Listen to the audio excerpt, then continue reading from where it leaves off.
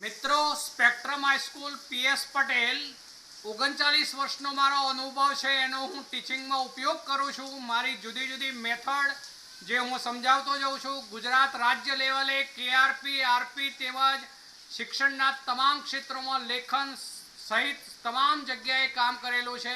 એવા મારા બહોળા અનુભવનો હું ઉપયોગ મારા ટીચિંગ દરમિયાન કરું છું। મારો લાભ અવશ્ય લેજો એવું ખાસ જણાવું છું। Good morning all friends. छेल्ले आपणे स्वाध्यायનો દાખલો નંબર 6.8 લીધો હતો। એની અંદર ડેલ્ટા એનજી જે મેં લીધું હતું, ડેલ્ટા એનજી બરાબર એનપી માઈનસ એનઆર। તો એમાં એનપી એટલે વાયુરૂપ પ્રક્રિયકોની મોલ સંખ્યા। સમીકરણ આપેલું છે બુક્સની અંદર, મેં તમને ડાયરેક્ટ ચર્ચામાં સીધું લઈ લીધું, સમીકરણ દર્શાવ્યું નહોતું પણ એમાં સમીકરણ આપેલું છે બુક્સની અંદર એટલે મેં ડાયરેક્ટ લીધું। તો એમાં ડેલ્ટા એનજી માં એનપી ની કિંમત જે છે 2 હતી, એમાં 1 મોલ N2 બને છે નિપજ તરીકે અને 1 મોલ CO2 પણ બને છે નિપજ તરીકે।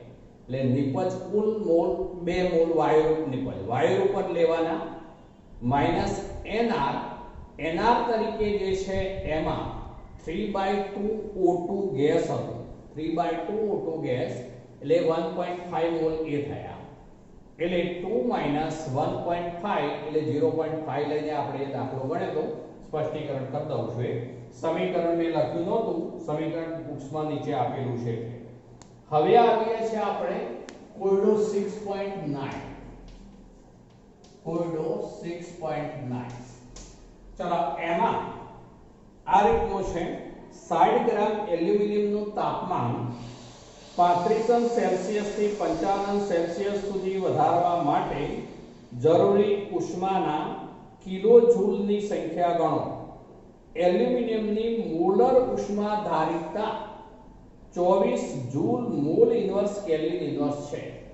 તો હવે મિત્રો એમાં ઉષ્માધારિતા એ શું છે સમજાવું છું, ધ્યાન રાખજો। પદાર્થના તાપમાનમાં 1 અંશ સેલ્સિયસ નો અથવા 1 કેલ્વિન નો વધારો કરવા માટે જરૂરી ઊર્જાને ઉષ્માધારિતા કહે છે। ફરીથી બોલું છું, ધ્યાન રાખજો। પદાર્થના તાપમાનમાં 1 અંશ સેલ્સિયસ અથવા 1 કેલ્વિન નો વધારો કરવા માટે જરૂરી ઊર્જાને ઉષ્માધારિતા કેપિટલ સી કહે છે। એને ઉષ્માધારિતા કેપિટલ સી કહેવાય। અહીંયા આપણે પદાર્થનો જથ્થો કેટલો છે એ સ્પષ્ટીકરણ નથી કર્યું, પણ હવે એવું હોઈ શકે કે 1 ગ્રામ પદાર્થના, હવે મેં 1 ગ્રામ કરી દીધું, જુઓ 1 ગ્રામ પદાર્થના જે છે એના 1 ગ્રામ પદાર્થના તાપમાનમાં 1 અંશ સેલ્સિયસ કે 1 કેલ્વિન નો વધારો કરવા માટે જરૂરી ઊર્જાને આપણે ઉષ્માધારિતા જે છે એને વિશિષ્ટ ઉષ્માધારિતા એવો શબ્દ વપરાશે। શું કહીશું? વિશિષ્ટ ઉષ્માધારિતા। કારણ કે હવે આપણે પદાર્થ 1 ગ્રામ ફિક્સ લઈએ છીએ। 1 ગ્રામ પદાર્થના તાપમાનમાં 1 અંશ સેલ્સિયસ કે 1 કેલ્વિન નો વધારો કરવા માટે જરૂરી ઊર્જાને આપણે ઉષ્માધારિત વિશિષ્ટ ઉષ્માધારિતા કહીશું। પણ હવે મોલર ઉષ્માધારિતા, એમાં મોલર શબ્દ જોડ્યો મિત્રો આપણે।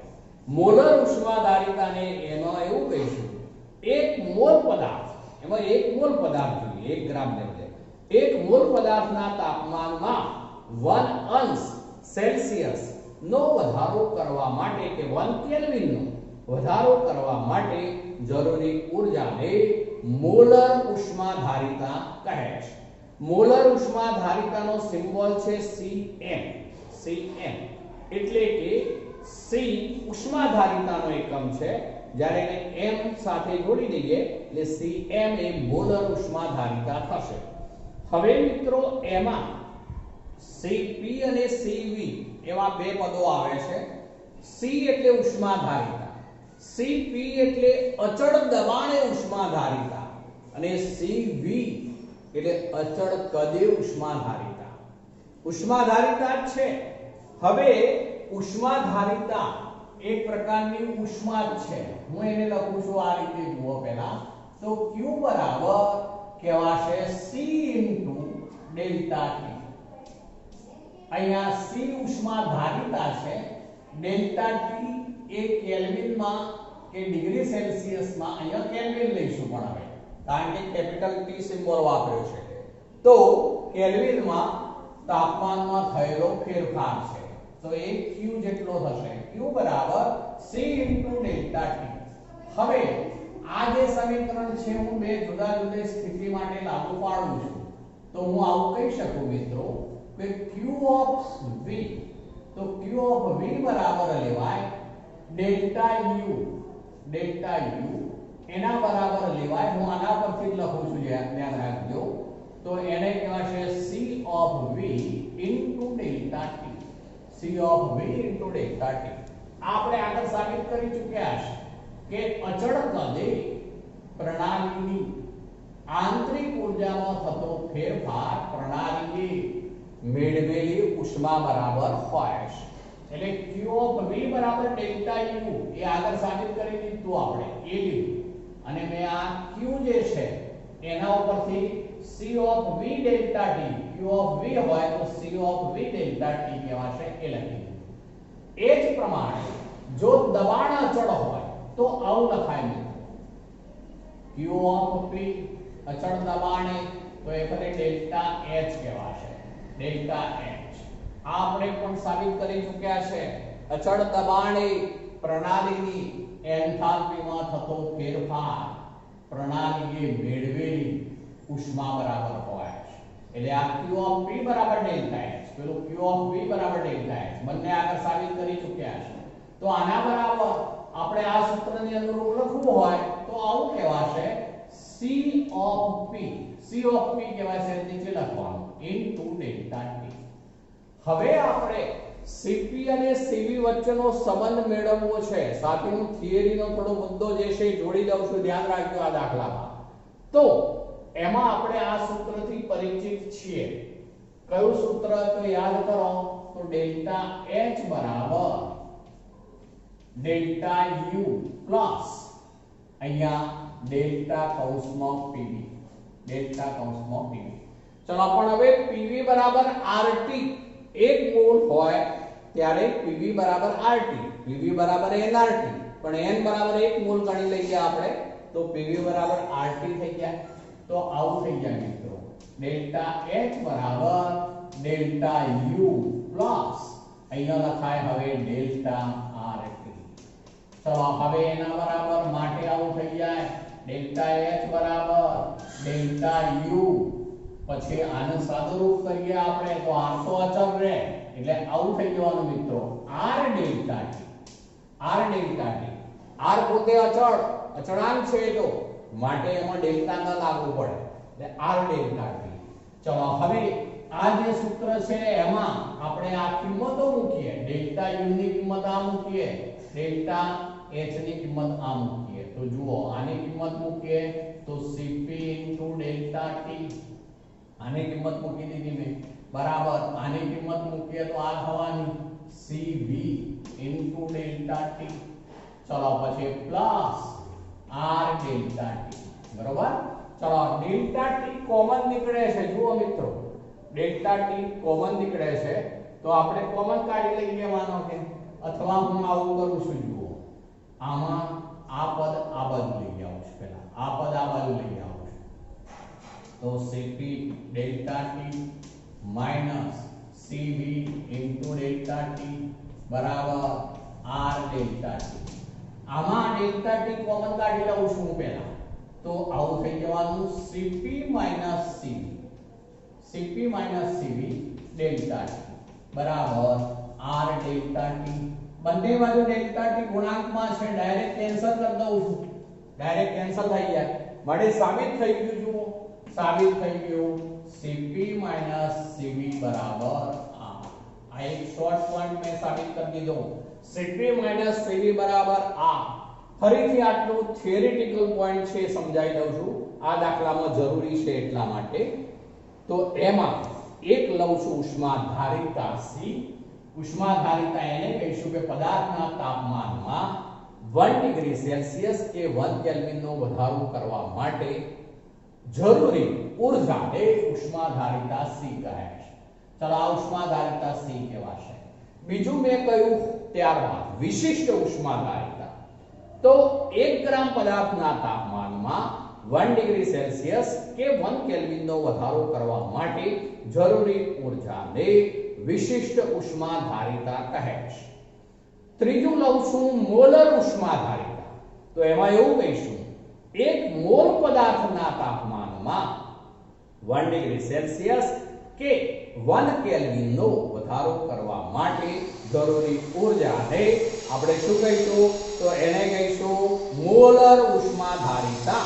મોલર ઉષ્માધારિતા માટેનો સિમ્બોલ લખાય છે C સાથે સ્મોલ m જોડવામાં આવે છે. બોલાય પણ મોલર ઉષ્માધારિતા Cm. ચલો હવે આપણે એનો જ ઉપયોગ અહીંયા કરવા માંગીએ છીએ. Q બરાબર C * ડેલ્ટા T છે. ચલો તો હવે આપણે આગળ સાબિત કરી ચૂક્યા છે Q of V બરાબર ડેલ્ટા E. અચળ દબાણે પ્રણાલીની આંતરિક ઊર્જામાં થતો ફેરફાર પ્રણાલીએ મેળવેલી ઉષ્મા બરાબર હોય છે. હવે આ જે છે એને હું અહીંયા Q of V સિમ્બોલ લખું તો અહીંયા C of V લખાય. C of V નો અર્થ એવો થાય અચળ કદે ઉષ્માધારિતા. અચળ કદે ઉષ્માધારિતા એવો અર્થ થાય. એટલે કે અચળ કદે પદાર્થના તાપમાનનો 1 ડિગ્રી સેલ્સિયસનો વધારો કરવા માટે જરૂરી ઉષ્મા એને કહેવાય છે અચળ કદે ઉષ્માધારિતા Cv કહેવાય છે. ચલો આ જે છે એ અચળ દબાણે કહેવાય છે. અચળ દબાણે પદાર્થની એન્થાલ્પીમાં થતો ફેરફાર પ્રણાલીએ મેળવેલી ઉષ્મા બરાબર હોય. એમાં પણ આપણે ઉષ્માધારિતા અચળ દબાણે લેવી હોય તો એ લખાશે C of P. C of P into delta T. બરોબર?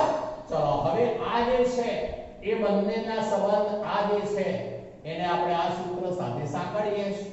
આ સૂત્ર આપણું બે વચ્ચેનો સંબંધ વાળું છે. ડેલ્ટા F બરાબર delta U plus delta PV.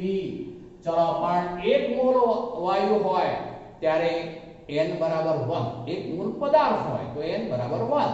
માટે PV બરાબર RT થાય મિત્રો. PV બરાબર RT હોવાથી PV ની જગ્યાએ RT લખી દીધું આપણે. ચલો હવે ડેલ્ટા F બરાબર delta U plus R delta T. R તો અચળ હોય મિત્રો એટલે આ એક જ પદ આવે R ડેલ્ટા T. R ની આગળ ડેલ્ટા ના આવે. ચલો હવે આ બેની કિંમતો જે છે આ એ બંને કિંમતો આપણે અહીંયા મૂકી દીધી. પછી તો સાદું રૂપ કર્યું છે તો Cp - Cv બરાબર R આપણે સાબિત કરી દીધું મિત્રો. ચલો હવે આ દાખલા ઉપર આવું છું પાછો.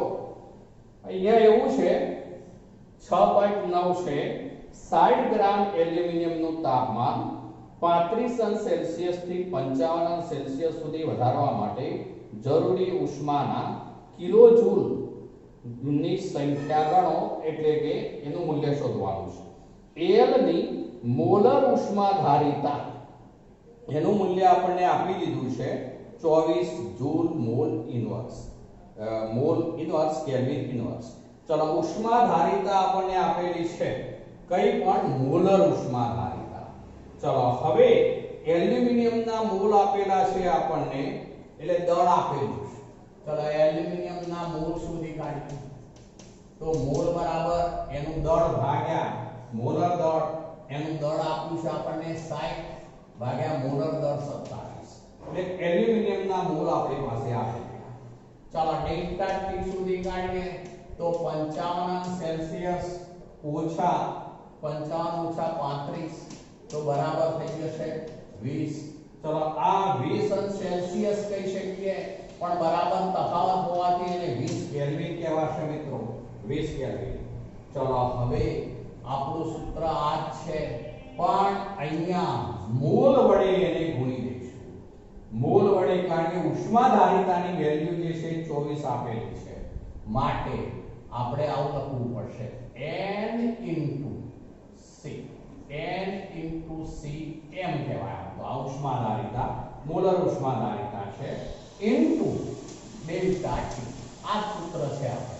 તો બરાબર n મોલ જે છે 60 ભાગ્યા 27 ગુણ્યા એની મોલર ઉષ્માધારિતા છે 24 ગુણ્યા ડેલ્ટા ટી છે 20.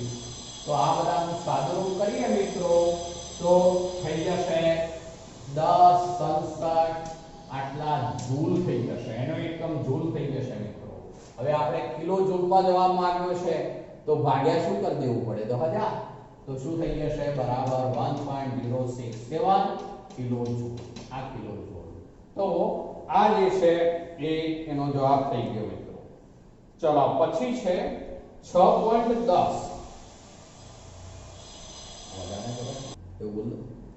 હવે મિત્રો બાકીનું જે છે આપણે આવતીકાલે આગળ વધીશું.